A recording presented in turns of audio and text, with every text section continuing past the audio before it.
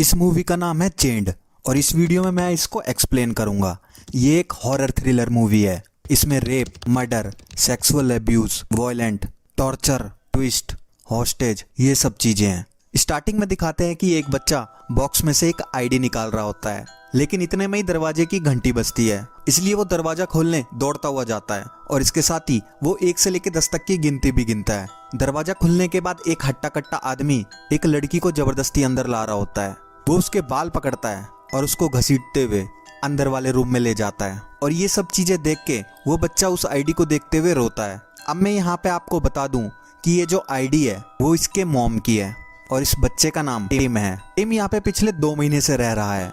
ये यहाँ पे कैसे आया, ये चीज जानने के लिए हमें 2 महीने पीछे जाके देखना पड़ेगा, जहाँ दिखाते हैं कि 2 महीना पहले टिम अपनी मॉम के साथ मूवी देखने जा रहा होता है और उन दोनों को छोड़ने उसके पापा जाते हैं। टिम और उसकी मॉम को छोड़ते वक्त टिम के पापा पैसे देते हुए कहते हैं कि आते वक्त टैक्सी से आ जाना। खैर उसकी मम्मी कहती है कि मैं बस से आ जाऊंगी, फालतू पैसे खर्च करने की जरूरत नहीं है। अब वो ऐसा इसलिए कहती है क्योंकि टिम के घर की हालत पैसों को लेकर बहुत ज्यादा खराब है, लेकिन इसके बाद भी टिम के पापा जबरदस्ती कहते हैं कि तुम टैक्सी से ही आ जाना। खैर मूवी खत्म होती है और वहीं टिम की मॉम टैक्सी के लिए फोन कर रही होती है, लेकिन इतने में ही टिम देखता है कि एक टैक्सी उसकी तरफ आ रही है और ये देख के वो दोनों वही टैक्सी कर लेते हैं। घर जाते वक्त ये दोनों मूवी की बात कर रहे होते हैं, लेकिन थोड़ी देर बाद ही टिम की मॉम देखती है कि टैक्सी ड्राइवर ने गलत रास्ते पे ले लिया है और जब ये चीज वो टैक्सी ड्राइवर को बताती है तो वो कुछ भी नहीं बोलता।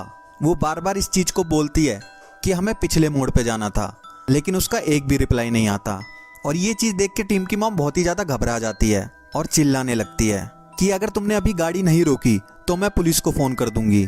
लेकिन उस टाइम तो उसके फोन का नेटवर्क नहीं आ रहा होता, पर थोड़ी दूर जाने पे वो टैक्सी वाला एक सुनसान इलाके में टैक्सी रोकता है और उतर के टिम की मॉम के मुंह पे जोर से मुक्का मारता है, जिससे वो बेहोश हो जाती है। इसके बाद वो उन दोनों को लेके अपने घर जाता है, जो कि एक सुनसान इलाके में था।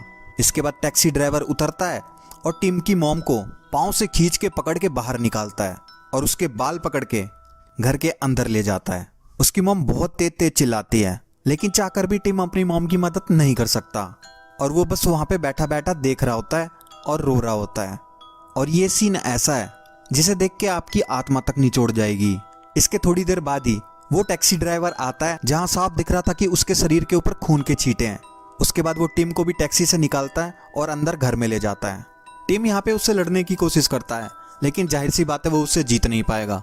इस आदमी का नाम बॉब है और ये एक टैक्सी ड्राइवर है।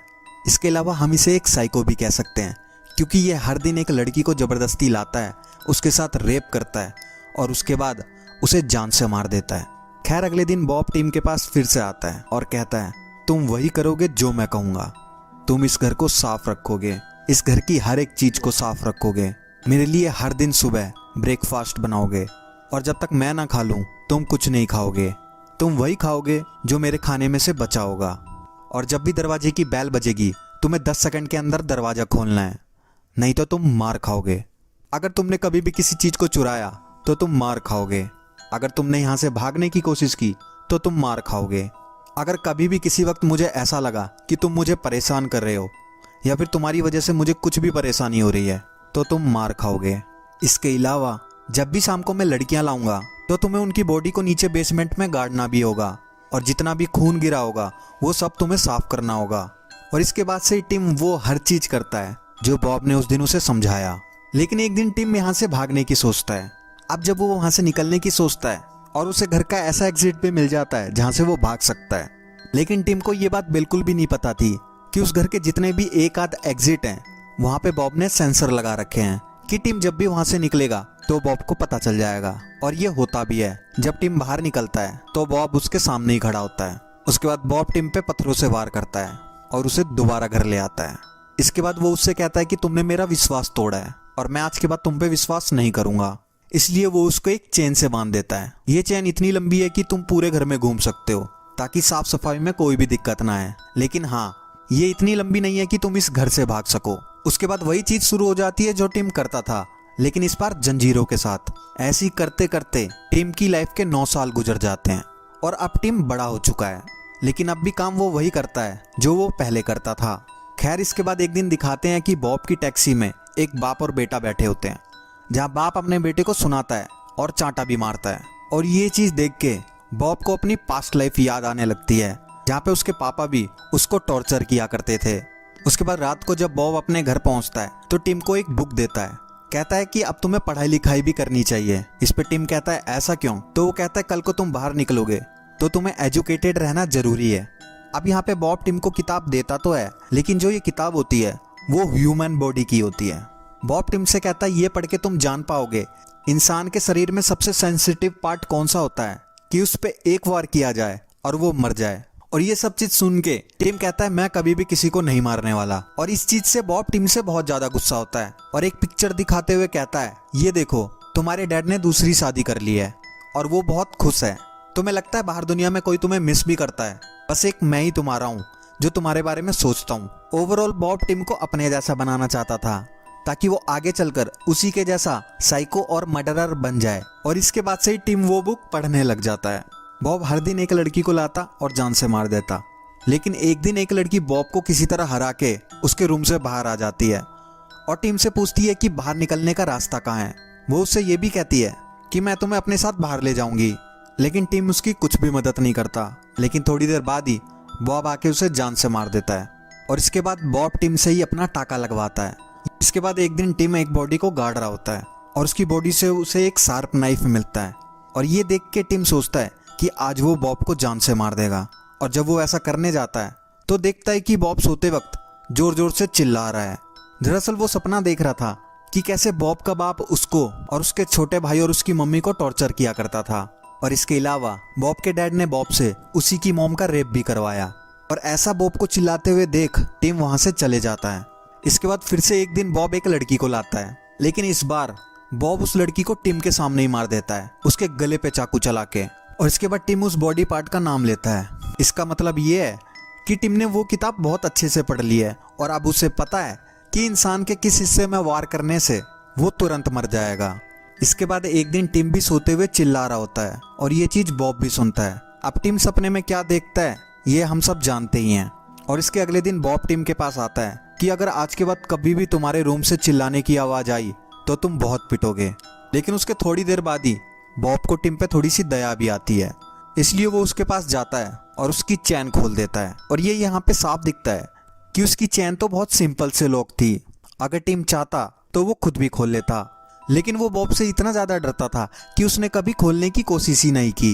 ये लड़कियों का लाना और रोज मारना यही टिम की लाइफ थी। लेकिन एक दिन बॉब टिम के पास एक मैगजीन लेके आता है और कहता है इसमें से एक लड़की चुन लो, क्योंकि अब तुम्हारा टाइम आ गया है कि तुम किसी लड़की का स्वाद चखो। अब इस पे टिम साफ साफ मना करता है कि मैं ऐसा कुछ नहीं करने वाला, लेकिन वो उससे कहता है कि तुम्हें चुनना ही पड़ेगा। और आखिरकार जोर जबरदस्ती करने पर टिम एक लड़की चुन ही लेता है और शाम तक बॉब उस लड़की को घर पे भी ले आता है और एक रूम में जाके टिम और उस लड़की को बंद कर देता है। अब यहाँ पे ये लड़की रो रही होती है और थोड़ी देर में ये भी समझ जाती है कि टिम भी उस आदमी का सताया हुआ है, क्योंकि टिम ये भी कह रहा था कि मैं यहाँ पे कुछ नहीं कर सकता। खैर जब वो लड़की टिम के पास चाकू देखती है तो वो उससे कहती है कि तुम्हारे पास चाकू है, हम दोनों उसे मार के यहाँ से निकल सकते हैं। तो वो कहता है नहीं, ऐसा नहीं हो सकता, मैंने बहुत बार ट्राई किया है और मैं कभी भी नहीं निकल पाया। तो कहती है तुम यहाँ पे कब से हो? तो वो बताता है मैं यहाँ 9 साल से हूँ। और ये सुन के उस लड़की को बहुत ज़्यादा शौक भी लगता है। यहाँ पे टिम मुझसे कहता है कि मुझे तुम्हें मारना ही पड़ेगा, अगर मैं तुम्हें नहीं मारूंगा तो वो आके मार ही देगा। खैर थोड़ी देर बाद बॉब वहाँ पे आता है और टिम से कहता है कि जल्दी अपना काम करो। और ये सुन के टिम उस लड़की के पेट में चाकू घुसा देता है और ये चीज़ देख के बॉब को बहुत अच्छा लगता है। खैर इसके थोड़ी देर बाद ही टिम बॉब के पास आता है और कहता है मुझे शिकार करना है। अब ये सुन के बॉब को बहुत ज़्यादा खुशी हुई थी कि आखिरकार वो उसके जैसा बन ही गया। और फिर अगले दिन बॉब को तैयार करके वो पहली बार घर से बाहर ले जाता है। और जब इतने सालों बाद जब टिम उस घर से बाहर निकलता है और उस टैक्सी को देखता है तो उसको वही सब याद आने लगता है जो उसके साथ बचपन में हुआ था। खैर बॉब टिम को शहर के पूरे चक्कर कटवाता है और हर लड़की दिखा के पूछता है क्या इसको ले चलें, लेकिन टिम हर किसी को रिजेक्ट कर देता है। के बाद बॉब समझ जाता है ये किसी को नहीं मारने वाला, ये मुझे पागल बना रहा है। और इसके बाद वो ये भी समझ जाता है कि इसने उस लड़की को भी नहीं मारा होगा जिसे उसने टिम के साथ भेजा था। दरअसल टिम ने उसके पेट में चाकू तो मारा था, लेकिन उसने ह्यूमन बॉडी की बुक इतने अच्छे तरीके से पढ़ रखी थी कि उसे पता था कि कहाँ पे कम मारा जाए जिससे इंसान को सबसे कम डैमेज हो। जब वो चाकू उस लड़की के पेट में घुसाता है तो वो कहता है कि मैंने ये चाकू तुम्हारे उस जगह मारा है जो 2 दिन के अंदर ठीक हो जाएगा। उसके बाद वो चाकू उसे देता है और बेसमेंट में उस लड़की को छुपा देता है। और यहाँ पे जब बॉब उस लड़की को मारने जाता है तो वो लड़की बॉब को घायल कर देती है और पीछे से टिम भी आके बॉब को जान से मार देता है। यहाँ पे टिम बॉब से आज़ाद तो हो जाता है, लेकिन आखिर में इस मूवी का सबसे बड़ा ट्विस्ट दिखाते हैं, जहाँ पे टिम एक घर पे जाता है और गेट खटखटाता है और उस घर से टिम के पापा निकलते हैं और उसके साथ वो औरत भी जिसके साथ टिम के पापा ने शादी की थी। पहले तो उसके पापा शौक में हो जाते हैं कि तुम जिंदा हो और बहुत प्यार दिखाने लगते हैं, लेकिन टिम अपने डैड से कहता है कि आपने ऐसा क्यों किया, और ये कहते हुए एक लिफाफा वो उस औरत को पकड़ा देते हैं और उस लिफाफे में टिम और उसकी मोम की फोटो थी और चेक था।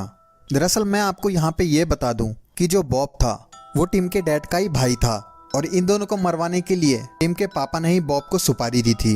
यहाँ पे टिम के डैड का प्लान था कि इन दोनों को मरवा के वो एक अमीर लड़की से शादी कर लेंगे, और इस आदमी का ये प्लान सक्सेसफुल भी होता है जब तक कि टिम इसके सामने नहीं आ गया था।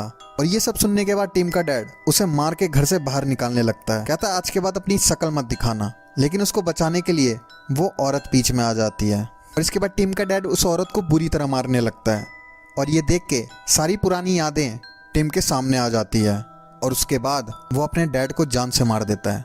इसके बाद वो औरत टिम से कहती है कि तुम यहाँ से निकल जाओ, और उसके बाद वो पुलिस को फ़ोन करती है और कहती है कि कोई हमारे घर में आ गया था और उसने हमारे पति को मार दिया। यहाँ पे वो टिम को बचाती है और पुलिस को नहीं बताती कि टिम ने ही उसको मारा है। खैर आखिर में टिम अपने उसी घर में जाता है जहाँ पे वो बॉब के साथ रह रहा था और यहीं पे इसकी स्टोरी ख़त्म हो जाती है। सो दोस्तों, अगर ये वीडियो आपको पसंद आई हो तो इस चैनल को सब्सक्राइब और वीडियो को लाइक करना ताकि मुझे थोड़ी मोटिवेशन मिल सके। अपना कीमती समय देने के लिए धन्यवाद।